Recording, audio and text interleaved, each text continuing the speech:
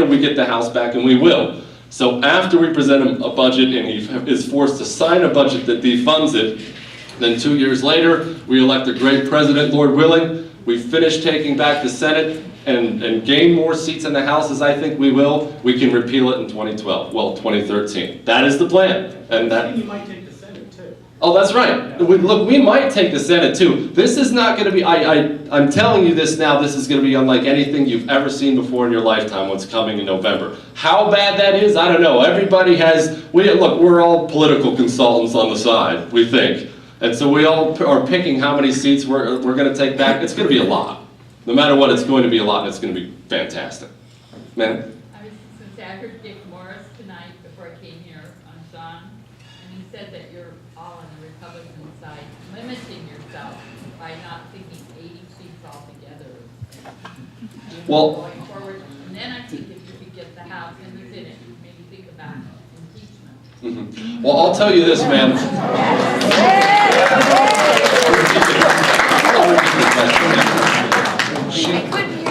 I'll repeat the questions, and keep reminding me of that, please. She said she heard Dick Morris was on Sean Hannity tonight, said they may take back 80 seats in the House of Representatives.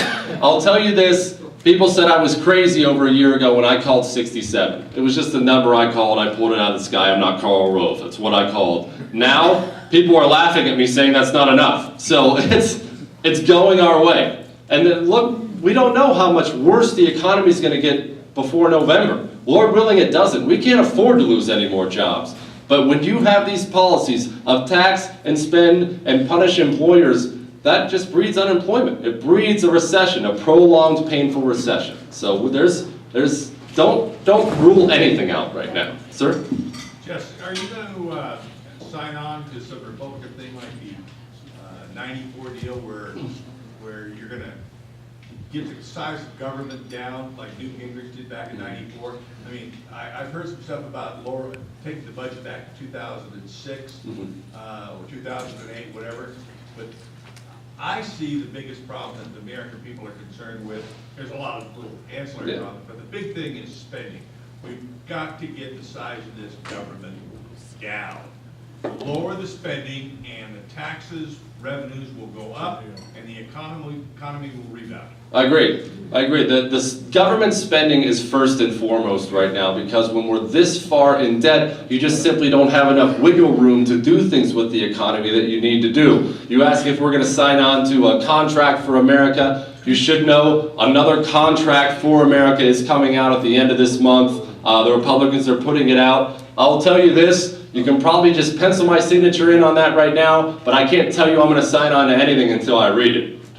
I'm assuming it's going to be great. I think it's that kind of thing, but it would be disingenuous for me to say, hey, I'm going to sign on to it now, and then something comes out in there that stinks. I'm not signing on to anything that we don't believe in right now. But I think it'll be great, and we'll get going, man. The one thing that concerns me is that with Social Security and Medicare, over the next years until they go broke, gradually, the government, out of general revenues, is going to have to pay back to those plans what they have borrowed, which means there's going to have to be drastic cutting elsewhere, or else it's going to be huge deficits.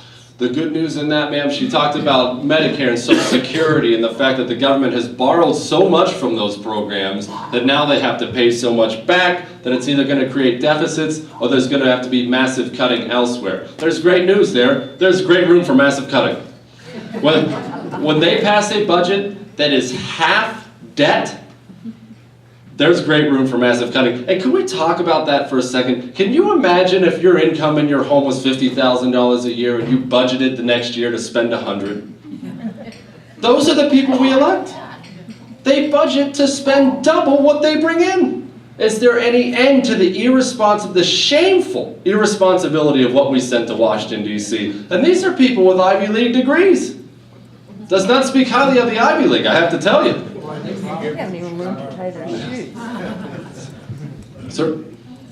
I know you said something about how you're going to combat this, but I've spoke to people about this, neighbors, my wife, and she saw the commercial and she was devastated I wouldn't take that commercial too lightly. You know, it sounds like that you were a little more positive than I think you should be about this commercial, because everyone watches television, everyone saw it, and I happen to know that exactly what you said, without even you telling me about it, because I know the Republicans have been working this process for many years, that people should be allowed to take a piece of their Social Security and put it into a private fund.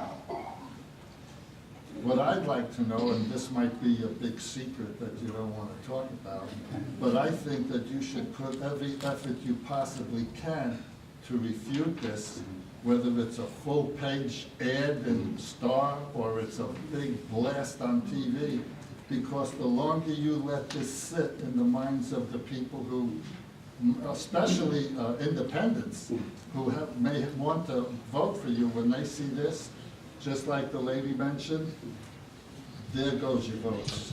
On that note, we have, obviously I'm not going to share with you the plan, but on that note, we have donation envelopes. And that's what it takes. And that's uncomfortable, but that is what it takes. What you see right now, that's what happens when you have $2 million to lie on television. We don't need $2 million.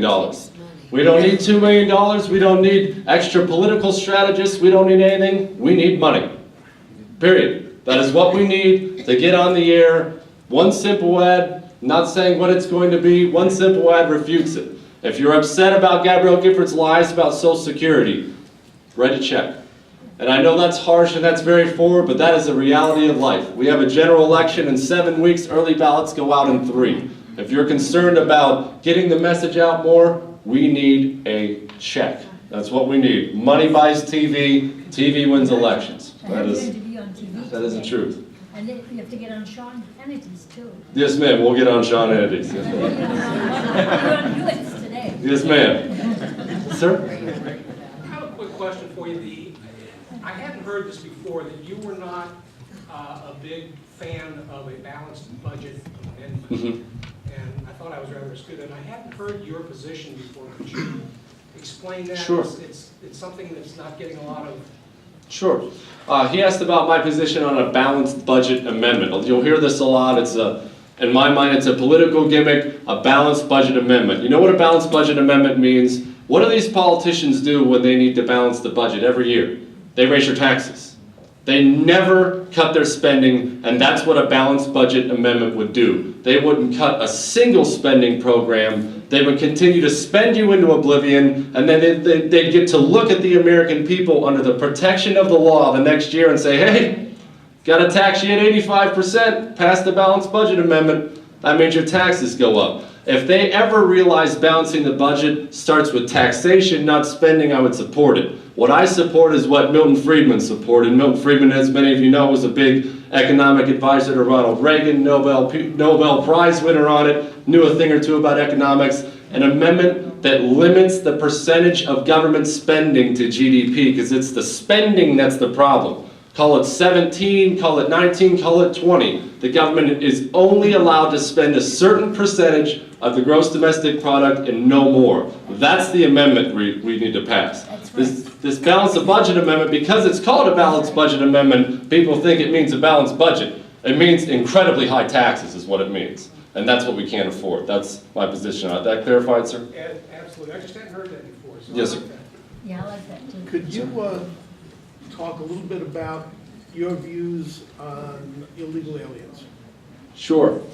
He asked about my views on illegal aliens. I'm assuming you're asking about the entire border problem and everything. Well, as many of you probably already know, I do not support amnesty in any form. There can be no amnesty for those who have come to this country illegally.